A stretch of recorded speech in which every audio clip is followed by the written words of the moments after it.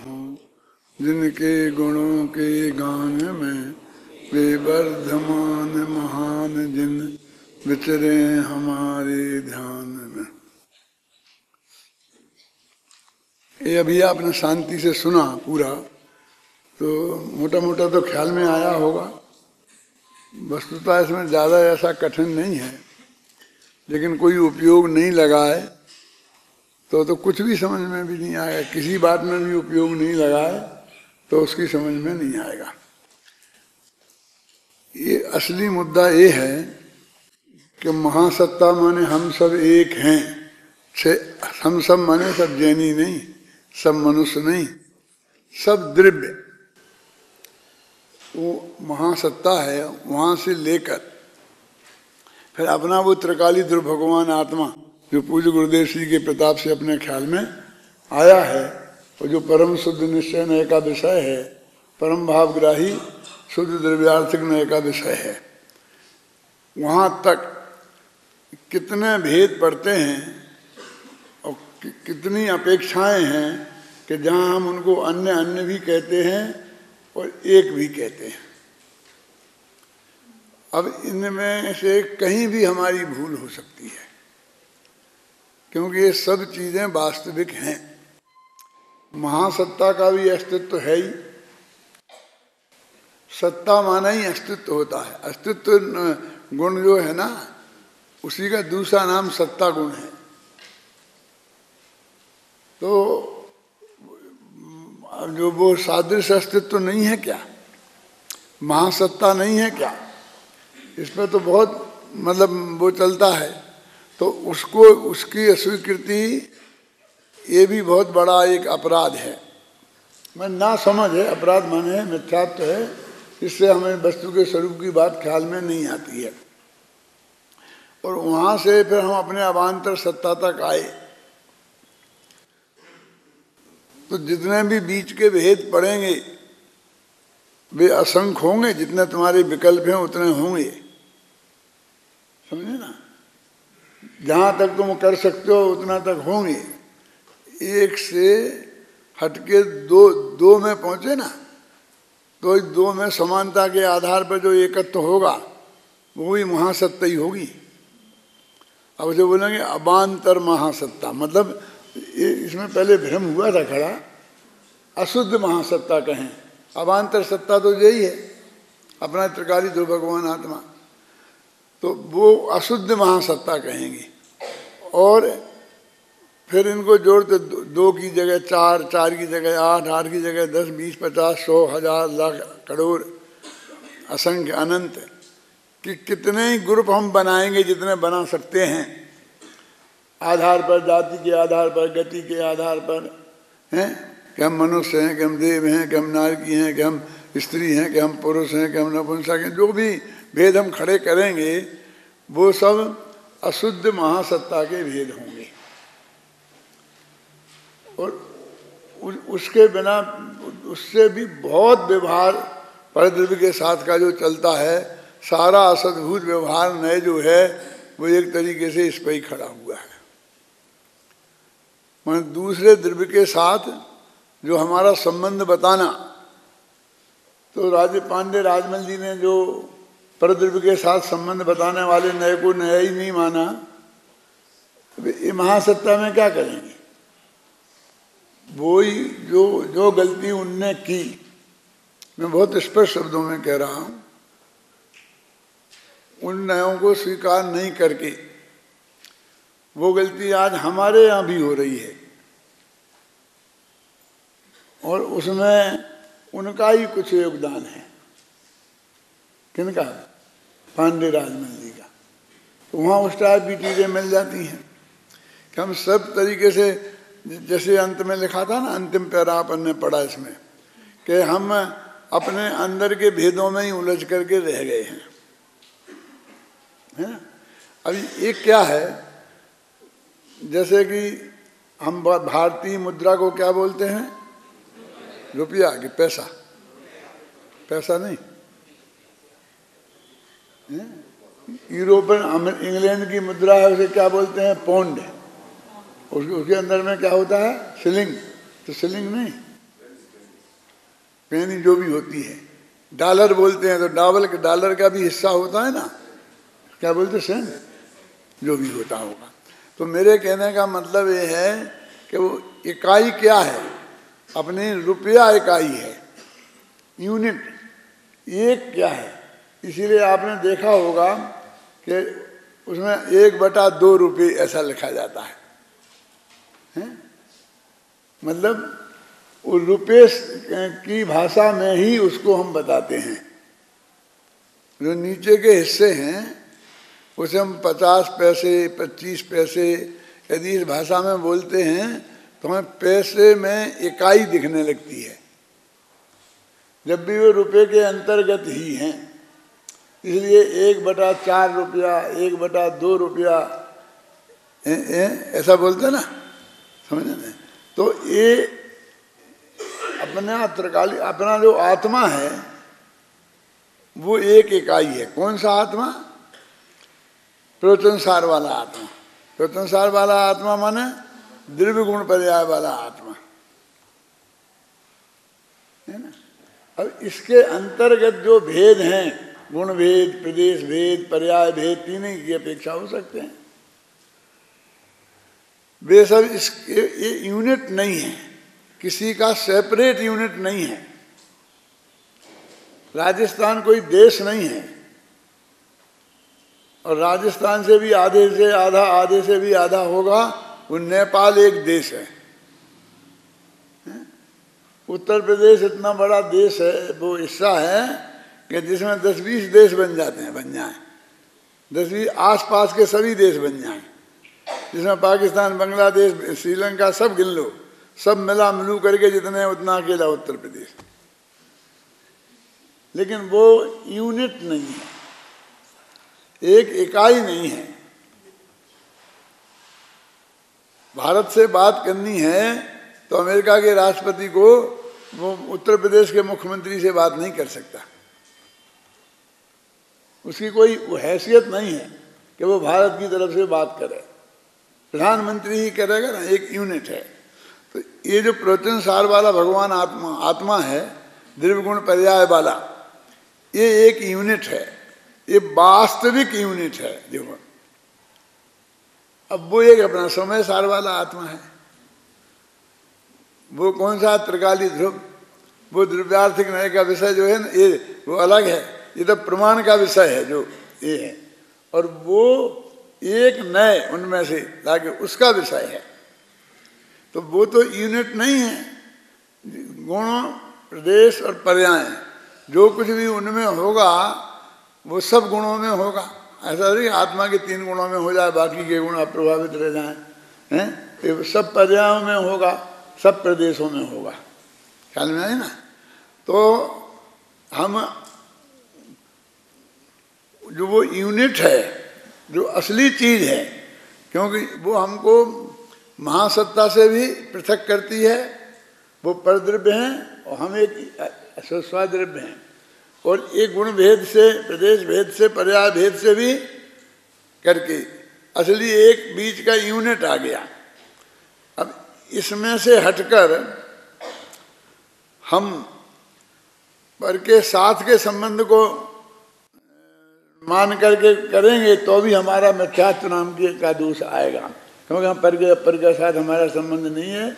उन दोनों के बीच में अत्यंत अभाव की वज्र की दीवार है, और हम इसके भेद कर देंगे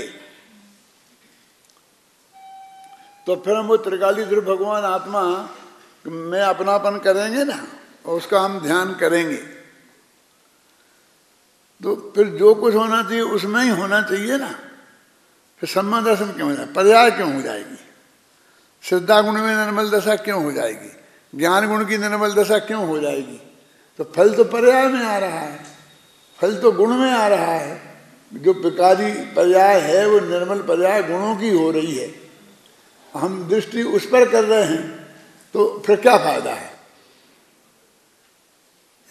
जैसे मैं अपना लिए कुछ काम करूं और उसका फायदा आपको हो, तो हम लोक में मंजूर नहीं करते हैं, लोक में इस बात को हम मंजूर नहीं करते हैं। तो वो ऐसे ही परद्रव्य हो जाएगा ना, तो वो तो स्वद्रव्य की मर्यादा में है, इसलिए अपने ही पर्याय में लाभ प्राप्त करने के लिए हम त्रिकाली ध्रुव भगवान आत्मा को अब में अपनापन स्थापित करते हैं। तो वो तो अपने अंतर की एक विधि है कि तुम अपने अंदर ही स्वरूपास्तित्व के भीतर द्रव्य गुण पर्याय और उत्पाद व्यय और द्रव्य, ये तीनों चीजें इसमें लिखी हैं, ये सब एक यूनिट है। इसलिए एक में कुछ होगा तो दूसरे पर उसका प्रभाव नहीं होगा, ये संभव ही नहीं है। और उसमें जो अपने 47 गुण शक्तियां हैं, उन शक्तियों में ये बात बताई है कि एक का रूप दूसरे में होता है। उसका क्या मतलब है? श्रद्धा गुण का रूप सब अनंत गुणों में गया, तभी तो अनंत गुण सम्यक हुए। जो मिथ्या थे, जो मिथ्या थे ही नहीं, उनकी तो बात छोड़ दो। जैसे ज्ञान गुण मिथ्या था तो वो सम्यक ज्ञान हो गया, चारित्र गुण मिथ्या चारित्र था तो वो सम्यक चारित्र हो गया। अब दर्शन गुण में मिथ्या सम्यक का भेद ही नहीं था। ये दर्शन गुण जैसे अनंत गुण हैं जिनके नाम तक नहीं लिखे शास्त्रों में। कि क्यों नहीं लिखे? कि जगह नहीं थी इतनी। क्यों? अनंत के कैसे लिखे? कौन लिखे? कौन पढ़े? लेकिन वे सब शुद्ध पढ़े हैं, उनसे ज़्यादा प्रयोजन हमको सिद्ध नहीं होता। लेकिन वो शुद्ध पढ़े हैं, लेकिन पूरे द्रव्य के साथ तो उन्हें रहना ही पड़ेगा ना। जैसे वो आत्मा मोक्ष में चला जाएगा तो वे सारे अनंत गुण जाएंगे कि नहीं, और असंग प्रदेश जाएंगे कि नहीं जाएंगे हैं? और निगोद में चला गया तो अभी वहाँ जाएंगे ना असंग प्रदेश और अनंत गुण, और सभी को ही भोगना पड़ेगा, पूरे आत्मा को भोगना पड़ेगा। तो उसके सारे गुणों को ही भोगना पड़ेगा ना, जो कुछ भी अच्छा बुरा होगा हमारे साथ। तो हमको इस बात को बहुत गहराई से पहचानना चाहिए, है ना। मैं पहले भी कह चुका हूं इस बात को कि पहले जब तक पूज्य गुरुदेव श्री का समागम नहीं हुआ था, तब तक हमारी दृष्टि में ये अवान्तर सत्ता की अपेक्षा वो महासत्ता ही बहुत हावी थी। और हर जगह हम सब एक हैं, हम सब एक हैं, हम सब एक हैं, ये हम रट लगाते थे। और सबके हित एक दूसरे से जुड़े हुए हैं। यदि ऐसा लेखना पर प्रतिबंध लगेगा तो अकेले श्वेतांबर के केस तो श्वेतांबर पर चला है, तो उसका फल अकेला ये नहीं आएगा कि जिस आदमी ने संलेखना ली थी तो उसे जेल में डाल दिया जाएगा और उसकी सजा वो भुगत लेगा। वो तो मर ही जाएगा, उसको क्या जेल में डालेंगे? सजा तो हम सबको भोगनी पड़ेगी ना। तो इसी आधार पर तो हम लोगों को इकट्ठा करते हैं और हम लोगों के साथ इकट्ठे होते हैं ना। यानी ये हम एकत्व मानकर, और हम वास्तव में ये तो वो महासत्ता वाला एकत्व है कि जो वास्तव में एक एक यूनिट बिल्कुल सेपरेट है। तो फिर बिल्कुल सेपरेट है तो असर नहीं होना चाहिए ना। तो उस सेपरेट एक तत्व में क्या असर हो रहा है? हम जैन हैं और जैनियों को समाधि में लेने का अधिकार है, और हमें भी कभी समाधि में लेना पड़ा, मौका मिला तो मिलेगा, क्यों नहीं? इसलिए नहीं मिलेगा कि हम कहीं ट्रक के नीचे आके मर गए तो सोचने का ही समय नहीं मिलेगा है? तो क्या करेंगे? तो हम उससे वंचित ही रहे। अरे आज से विचार करो ना उसका। इसके लिए तो वो 12 वर्ष वाला और ये सब नियम है कि हमारे चित्त में उसकी महिमा आज से रहे। और हम यदि ऐसा हुआ तो ऐसा, ऐसी भी तो प्रतिज्ञाएं होती है ना, ऐसे भी तो संकल्प होते हैं कि नहीं होते हैं ना।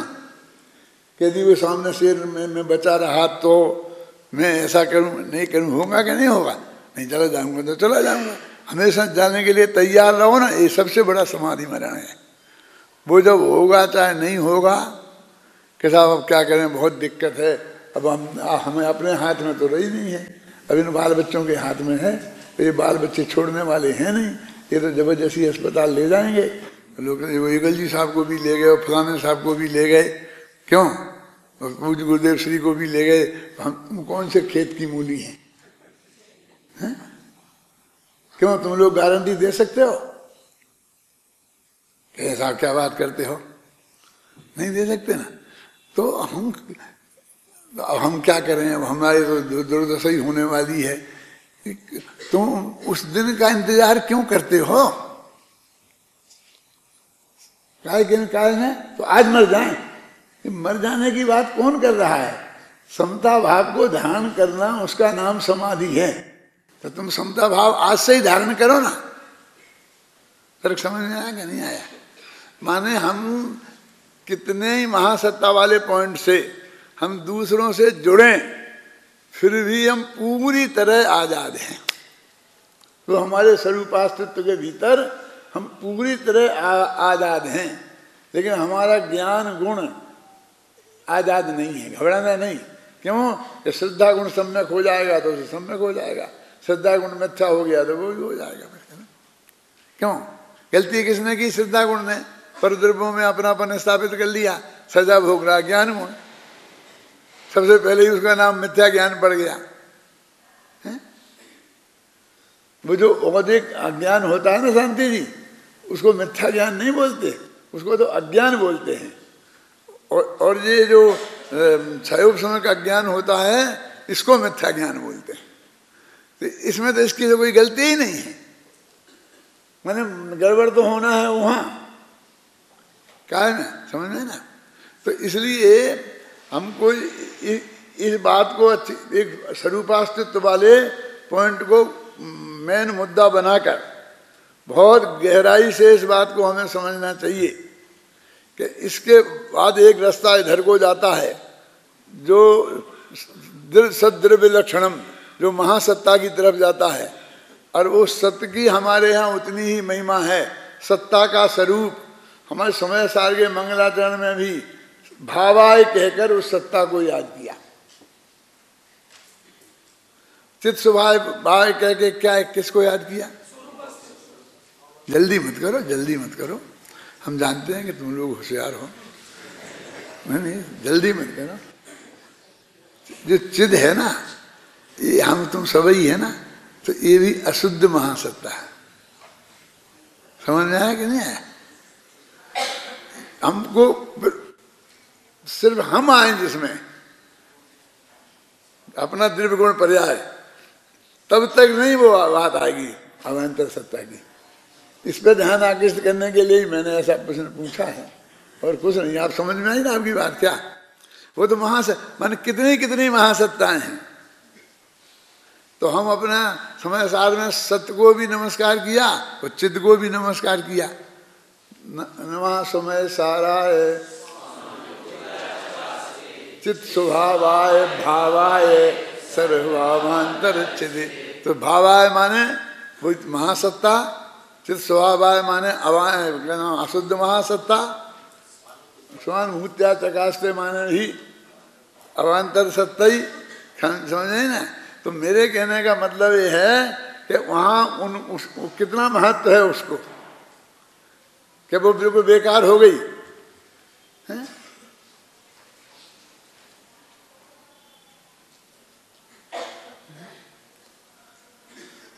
हम एक स्त्री पुत्र मेरे नहीं हैं, जे मेरे नहीं हैं, वे मेरे नहीं हैं, ऐसे ऐसे कर करके हमारे इतना वो हो गया। पूज्य गुरुदेव श्री जी के प्रताप से भेद विज्ञान की महिमा आई। वो अच्छी बुराई के अर्थ में नहीं कह रहा हूँ कि हमको बिल्कुल एक कोई अपने नहीं दिखते हैं। अच्छी बात है ना, ऐसा निरंतर हर एक के दिमाग में रहे। लेकिन जिस अपेक्षा वो हम एक हैं, तो वो अपेक्षा तो हमारे चित्त में को स्वीकृत रहनी चाहिए ना, कि नहीं साहब हम काय की अपेक्षा वो। लेकिन वो चित्त स्वभाव की अपेक्षा है। शांति जी समझ में आए नहीं? तो वे भी चैतन्य स्वभावी हैं और हम भी चैतन्य स्वभावी हैं।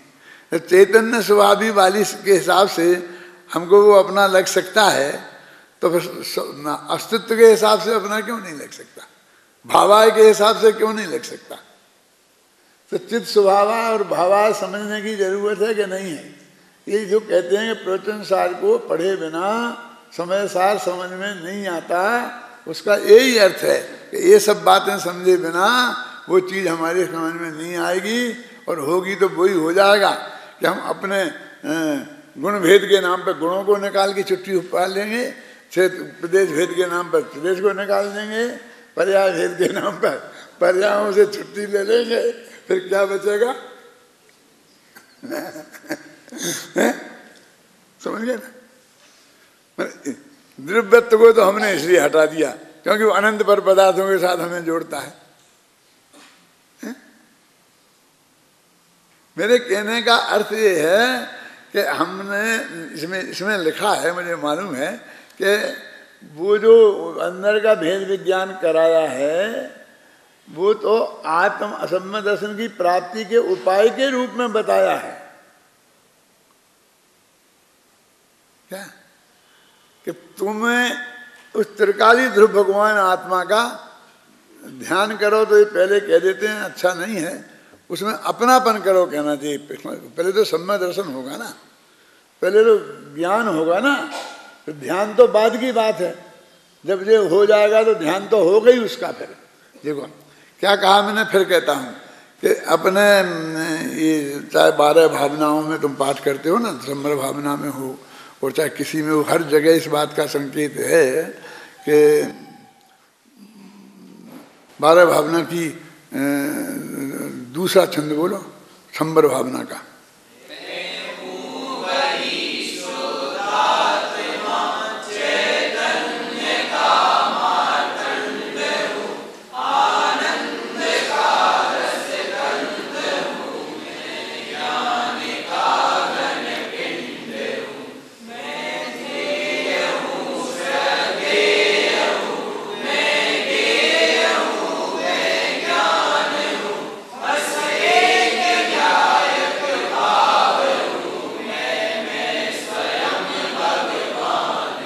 अंतिम पंक्ति का अर्थ बताओ, कौन बताएगा? मैं भी परीक्षा लूंगा तुम्हारी। इसमें जो 4 पंक्तियां बोली तुमने ना, अंतिम पंक्ति में क्या बात कही गई है जिसके लिए मैंने तुमको ये बुलवाया है छंद।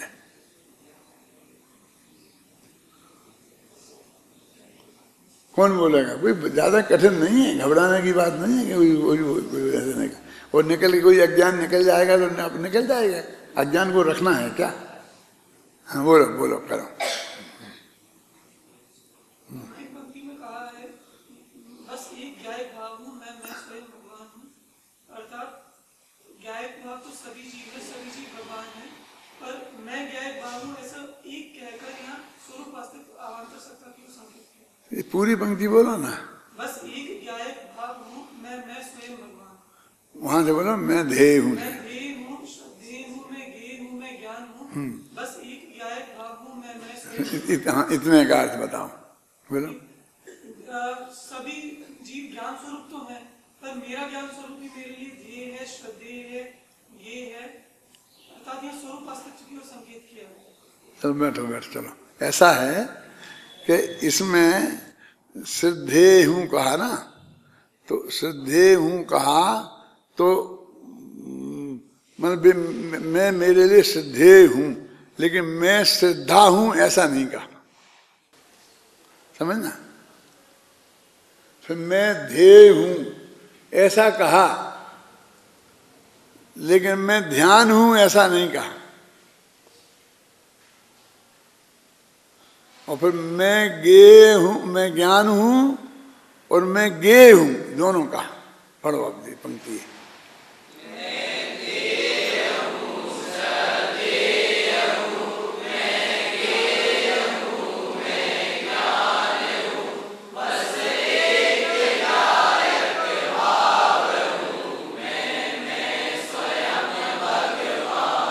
अब देखो सुनो, इसमें श्रद्धेय और ध्येय, इन दोनों को तो अकेला श्रद्धेय और ध्येय बताया, श्रद्धान नहीं बताया, ध्यान नहीं बताया, ध्याता नहीं बताया, श्रद्धाता नहीं बताया। और वहाँ जब ज्ञान की बात आई तो क्या कहा? मैं ज्ञेय हूँ और मैं ज्ञान हूँ। वहाँ में अपने को ज्ञान भी कहा और ज्ञेय भी कहा। और फिर उस ज्ञान को ही पकड़ के, उसकी पूंछ पकड़ के आत्मा को ज्ञायक कहा, ध्यायक नहीं कहा, श्रद्धायक नहीं कहा। मैं एक ज्ञायक भाव हूँ। ज्ञान को पकड़े रहे ना, एक ज्ञायक भाव हूँ। तो ये जो भेद विज्ञान की प्रक्रिया है कि जब जब ज्ञान की बात आएगी, ऐसी 20 जगह मिलेगी मेरी पंक्तियों में, पद्य में भी और गद्य में भी, कि जब ये सिद्धांत और ज्ञान उसकी ध्यान की बात आएगी तो वो अकेला आएगा, और जब ज्ञान की बात आएगी तो उसके साथ में ज्ञेय भी आएगा।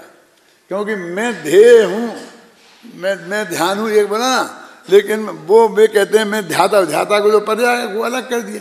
यहाँ तो ज्ञाता, ज्ञान और ज्ञेय, इन दोनों को यहाँ पकड़ा है हर जगह, ज्ञान को की मुख्यता से। और उसी की वजह से फिर वो तो कहते हैं सम्यक मिथ्या का भेद तो सिद्धांत की वजह से हुआ। और तीन ही गुण पकड़े, और आत्मा का जो कुछ अच्छा बुरा होना है वो इन तीनों गुणों में ही सब हो जाएगा। ध्यान तो कुछ है ही नहीं, घबराना नहीं, बहुत सरल बाता में जिसमें तुमने अपनापन स्थापित किया है और जिसे निज रूप जाना है। निज रूप जाना है इसलिए बोल रहा हूँ, परम शुद्ध निश्चय नय का विषय, उसमें निज रूप जाना है। बस उसको जाने को जानते रहना, बस उसका नाम ध्यान है। जो काम हो चुका है वो निरंतर होता रहे, बस उसका नाम ध्यान है। क्या है नया काम, क्या है? और होगा, होती होंगी प्रक्रिया करुणानि योग वाले में, कौन सी प्रकृति का कहाँ कौन सी उदीर्ण हो जाती है, कौन सी संक्रमण हो जाता है, वो सब बताएं। 7वें में ये 8वें में ये होता रहेगा, वो अलग बात है। और जो दूसरी बातें होंगी दूसरे गुणों, इतनी यहाँ तो सिर्फ इतनी सी बात है ना, क्या कि हमें क्या करना।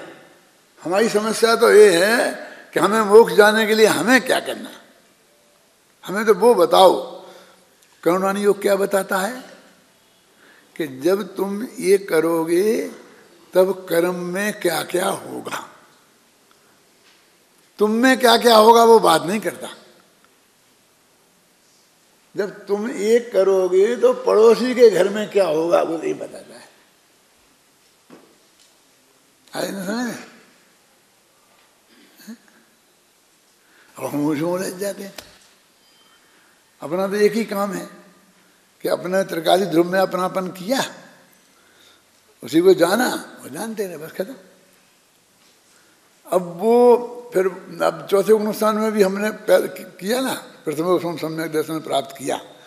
अब वहाँ से फिर हमने मान लो छूटे ही नहीं, हम छायक में चले गए। जा सकते हैं ना, जो भी तुम्हारी आवक जावक है ना उसमें से तुमने निर्णय कर लेना। अब फिर उसी में ध्यान में चले गए।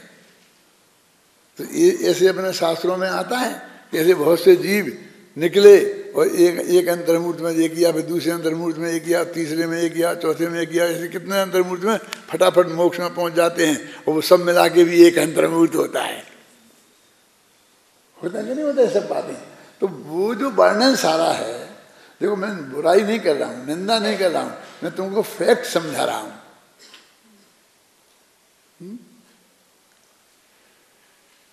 क्या समझा रहा हूँ कि वो कर्म में कम, उसमें हमारा बिल्कुल हस्तक्षेप नहीं है। हमें उसमें कुछ नहीं सोचना है, हमें उसमें कुछ करना भी नहीं है कि हमें पता रहेगा तो हम जैसे संभाल लेंगे, वो उद्वेलना नहीं होने देंगे, संक्रमण नहीं होने देंगे, स्थिति का अपकर्षण नहीं होने देंगे, उत्कर्षण नहीं, ऐसा कुछ नहीं है। विकल्प के अलावा तुम्हारे हाथ में और कुछ नहीं है।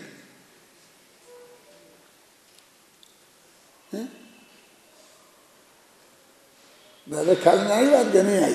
हमें तो वो करना है। तो वो ऐसा थोड़ी है कि हम उस पर ध्यान नहीं देंगे तो हमारे में वो कर्म वर्म डटे रहेंगे और नहीं हटेंगे। जिस गुणस्थान में जहाँ जैसी पोजीशन में उन्हें हटना चाहिए, और तुम ध्यान दोगे तो तुम्हारे से हट जाएंगे, क्योंकि इसे तो पता है नहीं हटेंगे तो ये गड़बड़ कर देगा, दावा ठोक देगा। क्यों? ऐसा तो कुछ है नहीं। क्या है? ऐसा मत समझना है कि कोई दूसरा करुणानि योग वाला है और मैं करुणानि योग वाला नहीं हूँ। मैं टोडरमल का तो भगत हूँ ना, और टोडरमल ने समय सार बाद में पढ़ा, पहले गोमट सार पढ़ा। मतलब मैं तुम्हें सौंपने को तैयार नहीं हूँ वो करुणानि योग। यदि मैं ये बात कह रहा हूँ तो तुमसे नहीं कह रहा, समझ में आया? इसलिए कोई को अपने माथे पे लेने की जरूरत नहीं है, लेकिन वस्तु स्थिति समझनी है कि नहीं समझनी है। अपन यही तो कहते भाई हमें क्या करना, तो ये बता दो कि साहब इतना बड़ा फंक्शन होगा, अपना भी वार्षिक सब 50वां स्वर्ण जयंती समारोह होगा, वो मनाएंगे तो ये होगा बहुत होगा। कि साहब हमें तो बता दो कि हमें क्या करना है। क्यों तुम्हें बता दें तुम्हें क्या करना? ये कमेटी वाले फिर जब बताएंगे, जब बताते रहेंगे, लेकिन मैं अभी बता देता हूं। क्या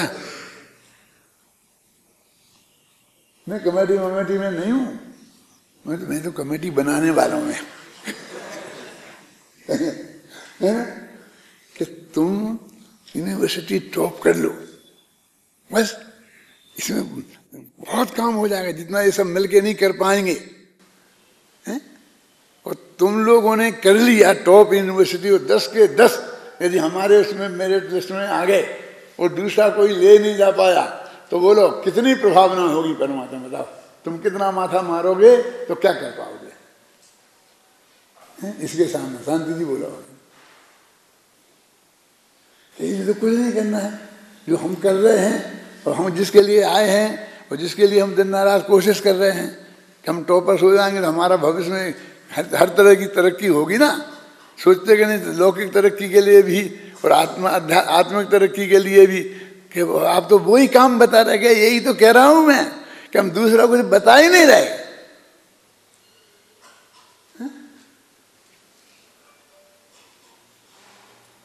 हम दूसरा कुछ बता ही नहीं रहे। वो एक बस मैं एक ज्ञान भाव हूं, अब मैं ज्ञेय हूं और मैं ज्ञान हूं। यद्यपि वो जो भावना है ना कौन सी, बोधि दुर्लभ, उसमें इनको भी लिया है। ध्येय हूं, श्रद्धेय हूं, ध्यान हूं, ध्याता हूं, सब लगा। बोला बोलो बोला।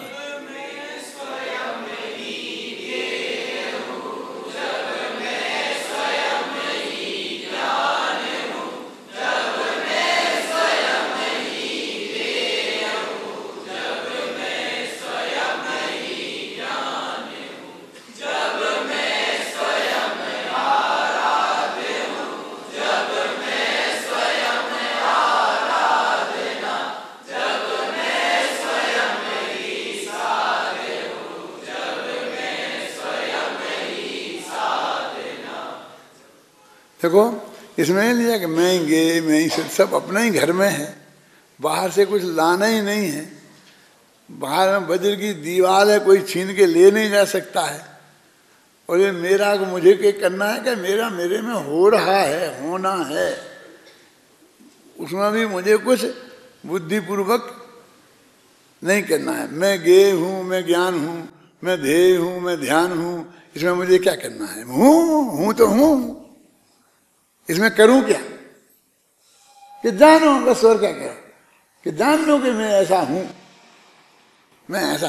देखो वो पंक्ति पढ़ी थी ना, मैं ध्येय हूं, श्रद्धेय हूं, मैं ज्ञान हूं, मैं ज्ञेय हूं, मैं ज्ञान हूं। अपने यहाँ तो ऐसा क्रम है सम्यक दर्शन ज्ञान चारित्र का। तो पहले होना चाहिए था श्रद्धेय हूं, फिर होना चाहिए था ज्ञेय हूं, फिर होना चाहिए था क्या है ध्येय हूं। ऐसा होना चाहिए ना, जो अपना क्रम है। लेकिन वहां क्रम बदल दिया कि छंदानुरोध से बदल दिया। क्यों बदला है? तो तुम लोगों में कवि भी तो बहुत है ना, तुम्हारा कवियों का भी तो हुआ था ना कुछ है? क्यों? इसलिए बदला कि हमको श्रद्धेय के साथ श्रद्धान नहीं बताना था, ध्येय के साथ ध्यान नहीं बताना है, और ज्ञेय के साथ ज्ञान बताना है। तो इसलिए तीनों निपट जाएं, और फिर ज्ञान के साथ ज्ञेय आएगा तो अच्छा रहेगा ना। अब आप समझ नहीं ना, अब पढ़ो पंक्ति।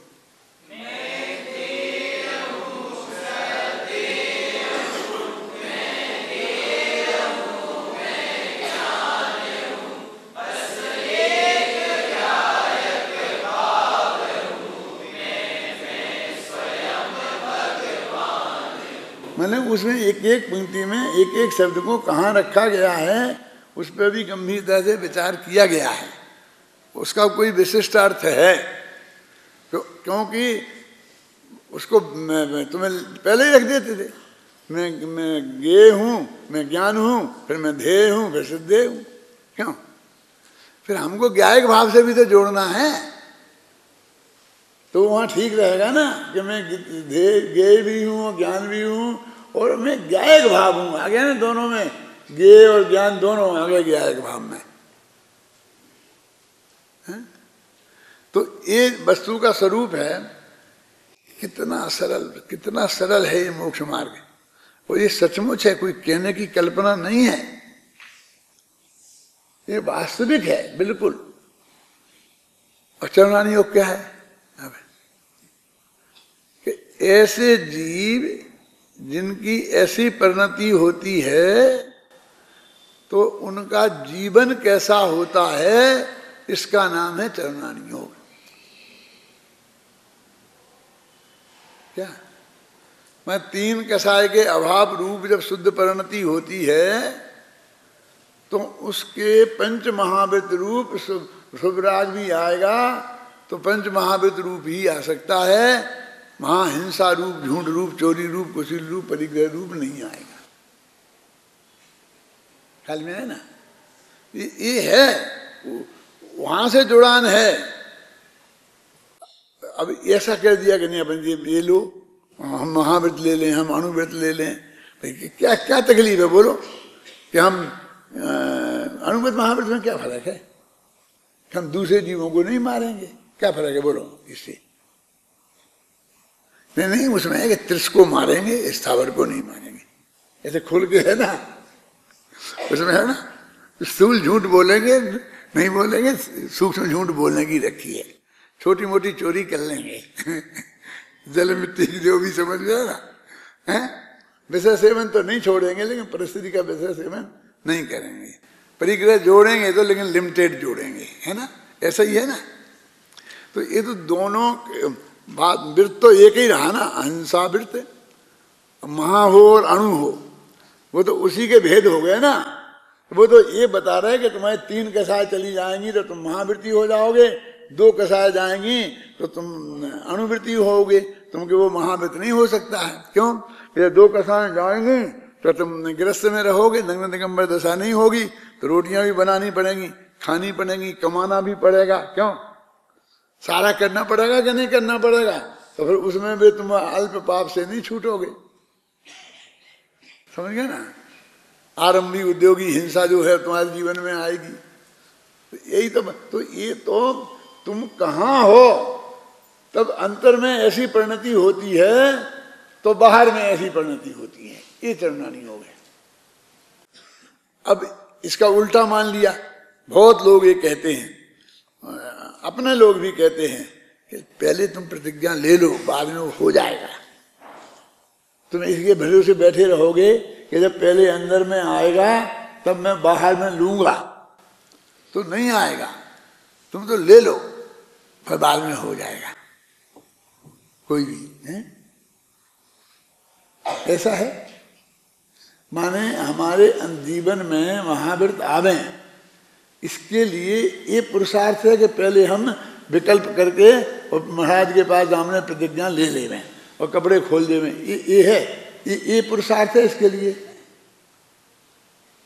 कि वो तीन कसाय का अभाव करने का प्रयत्न करें। ये पूरा तो वो हुआ चरणानी योग का, ये हुआ करुणानी योग का। कौन सा? कि तीन कसाय का अभाव। अरे न तीन कसाय के अभाव को करने का प्रयत्न करो, ना बाहर से ऐसे व्रत की लेके प्रतिज्ञा लो, कुछ चीजें कुछ नहीं होने वाला है। तो क्या करो कि अपने आत्मा को जानो, जानो और जानो, जानते रहो, बस ये करो। ये बात हमसे कह रहे तो लोगों के लिए गड़बड़ करे। समझ में आती मेरी बात? बहुत सरल है और बहुत महत्वपूर्ण है सचमुच। यदि 5 मिनट बोलना हो तो ये बात बताई जानी चाहिए। समझ में आई ना? इतनी महत्वपूर्ण बात है। तो मुझे पढ़ना नहीं पड़ा, पढ़ लिया शांति जी ने, मैं सब सुनता रहा वहीं से। धोती पहनता रहा, सुनता रहा, रास्ते में चलता रहा, सुनता रहा, बराबर ध्यान पूर्वक। ख्याल में आई ना? तो बस मैं बोल दिया आपको जितना बोलना था। अब अगली कथा आएगी, समझ में आया ना क्या? तो अभी मारक क्या है, आप बहुत निष्पक्ष भाव से और अंदर में विचार करके ये निर्णय करो कि जो मैं ये कह रहा हूं ये सब बात है कि नहीं। वर्तमान योग में तो कुछ है ही नहीं। वो तो ये बताया है कि अंदर में जिनकी ऐसी परिणति होती है उनका कैसे कैसे तक परिणाम हो सकते हैं। यदि वो ऊपर बढ़ें तो कहाँ तक बढ़ सकते हैं और नीचे गिरें तो कहाँ तक गिर सकते हैं। बस ये तो हमारा वर्तमान योग से ये बताता है। सम्यक दृष्टि जीव शादियां करे तो कितनी तक कर सकता है? 96,000। और नहीं करे बिल्कुल तो क्या करता है? ब्रह्मचर्य ले सकता है। इसकी तो रोक नहीं है ना। आवृत्ति थे और लोग रहे ना, वहां कई तीर्थंकर रहे, जब तक गृहस्थी में रहे तो ब्रह्मचारी तो रहे ही नहीं। मेरे कहने का मतलब ये है कि वो तो ये बात बता रहा है ये प्रथमान योग से। ये भी बहुत बड़ी उपयोगी बातें हैं। नहीं तो ये हमें ये गिलास पानी नहीं पीने देते। यदि वो शास्त्र में ऐसा नहीं लिखा होता कि सम्यक दृष्टि भी पानी पीता है तो हमें पानी भी नहीं पीने देते। मैं तो इस बात से बहुत, तुम्हारी उम्र का नहीं था, उससे भी पहले से हूँ, भोग रहा हूँ। मैंने बोला मैं 17-18 वर्ष का था, शादी नहीं हुई थी, तो मैं पर्यूषण में वहाँ गया था, भीलवाड़ा। पारौली में हेडमास्टर था मेरे स्कूल में, तो वहाँ से पर्यूषण में वहाँ चला गया भीलवाड़ा। तो वहाँ मैं प्रवचन कर रहा था मंदिर में। मैं काय के लिए सुना रहा हूँ ये पता नहीं, मुझे ध्यान भूल गया है। हाँ, उस समय भी मैंने ये भोगा था। उस समय भी मेरे से लोग कहते पंडित जी आप जैसे लोग मुनि हो जाएं तो बहुत कल्याण हो सकता है देश का। कुछ 60-70 वर्ष के लोग मेरे से ऐसा कहते थे। उनके नाम बता सकता हूँ, कस्तूर चंद जी, अजमेरा, फलाने फलाने थे ये सब। मैं 18 वर्ष का था। तो मैंने कहा तुम 80 वर्ष के तो नहीं छोड़ गए, तो मेरे को क्यों? यदि हो जाता तो क्या होता? कम से कम तुम्हें पढ़ाने के लिए नहीं बचता इतना तो नक्की है ना। मैंने कहा स्वरूप तो समझो, क्या होता है, कौन हो जाए कौन नहीं हो, इसकी बात क्यों करते हो? यानी ये जरा भी आपकी परिणति अच्छी हो, अध्ययनशील हो, वैराग्यमय हो, खान पान शुद्ध हो, सात्विक वृत्ति हो, तो लोग आपको एकदम ऐसे समझ लेते हैं, मैंने वो घर में नहीं रहने दें, ऐसी परिस्थिति हो जाती है। और ये तकलीफ आदिनाथ को भी भोगनी पड़ी थी। उनके बिना ही क्या माँ बाप ने समझ लिया था कि ये शादी करेगा ही नहीं। क्यों? अब उम्र हो गई शादी के लायक, कोई पूछा ही नहीं है? क्या तो ऋषभदेव सोचने लग गए होंगे कि क्या ये कलयुग से भी खत्म हो गया, गड़बड़ हो गया, क्या मुझे भी लव मैरिज करनी पड़ेगी कहीं ये घर वाले तो पूछे ही नहीं रहे, क्योंकि उनकी शुद्ध सात्विक थोड़ी परिणति हो गई थी। और क्या हुआ था बोलो? वो तो हुई तो चौथे ही गुण स्थान के लायक थी। वो कोई ऐसी नहीं थी मेरी कि जैसे मुनि हो जाए, आप समझिए ना। और वो 83 लाख पूरब तक ऐसी रही। अब हम समझते ही नहीं है कि सम्यक दृष्टि की कितनी निर्मल हो सकती है और कितनी मलिन हो सकती, दोनों ही बातों का हमें खबर नहीं है। यदि प्रथमान योग नहीं होता तो हमें पता भी नहीं पड़ता, और हमें पता भी लग जाता तो हम सिद्ध भी नहीं कर पाते हैं? अभी थोड़ा अंदाजा तो हम आपको बता लगा सकते हैं ना कि 4 छायक सम्यक दृष्टि, अगले भव में मोक्ष जाने वाले, उसी भव से मोक्ष जाने वाले, इनकी बाह्य परिणति में, बाह्य क्रियाकांड में, जिससे आप सब धर्म मान के बैठे हो और उसके लिए बहुत प्रेरणा देते हो, कितना फर्क है मालूम आपको? उसी भव से मोक्ष जाने वाले भरत चक्रवर्ती 96,000 शादियां करी, 60,000 वर्ष तक लड़ने के लिए निकल गए। ऐसी परिणति है। और उसी अगले भव में से मोक्ष जाने वाले सर्वार्थ सिद्धि के जीव क्यों भगवान के पंच कल्याणक तक में नहीं आते, समोसा में उनका उपदेश सुनने तक नहीं आते हैं? और लोकांतिक देव अकेले दीक्षा कल्याणक में आते, उसके पहले नहीं आते। और वहाँ खूब सब हर पंच कल्याणक में सब पंडित सुनाते हैं, प्रतिष्ठाचार्य सुनाते हैं। वे बाल ब्रह्मचारी हैं। कौन?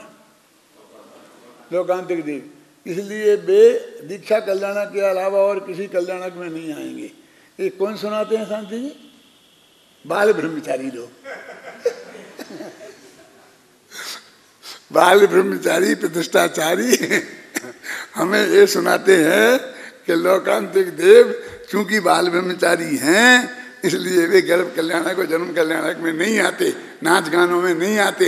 अभी नाच गाना करा रहे, क्या जरूरत है तुम्हें? मतलब बताओ आवश्यकता क्या है? नहीं आते। तो इतना फर्क है। लोकांतिक देव, भरत चक्रवर्ती, सर्वार्थ सिद्धि के हेमेंद्र, और एक दो हैं मेरे दिमाग में। कौन? सौधर्मेंद्र। दरवाजे पे आकर नाचता है। ये सारे नचइयों ने उसको पकड़ लिया है। सौधर्म नाचता है, सौधर्म नाचता है, हम नाचेंगे। अरे सौधर्म तो भगवान की भक्ति में जब उनका जन्म होता है एक दफे जिंदगी में तभी नाचता है। और तुम तो रोजीना प्रैक्टिस करते हो। अब वो नाचता है तो भगवान की भक्ति में नाचता है तो भगवान की तरफ देखता होगा। और तुम स्टेज पे आते हो तो भगवान तो पीछे रखे विराजी है और तुम जनता की तरफ देख के नाचते हो। क्यों? भगवान की तरफ देखो ना, ये सब पीठ देखेगी। तो हमें तो जनता को दिखाना है। तो तुमको तो भगवान की खुशी में नाचना है ना, तो तुम तो अकेले में भी नाच सकते हो। तो ये नचैया कि भैया उस सौधर्मेंद्र से अपनी उपमा देते हैं। क्यों? कि इसका नृत्य क्या होता है, कैसा होता है? ये तुम्हारा नाचना नाचना ही है, भक्ति भक्ति कुछ नहीं है। भक्ति तो अरहंत सिद्धि की होती है। वो तो अभी छोकरा बच्चा है, छोकरा तो नहीं कहते, बच्चा है। अभी क्या भगवान का जन्म हुआ है तो वे क्या होंगे? बहुत छोटे गुणस्थान में होंगे नहीं, और क्या होंगे? हैं? छोटे बच्चे ही तो होंगे ना, और क्या होंगे बोलो? तो उनकी भक्ति का क्या? देवसाधुरु की होती है भक्ति।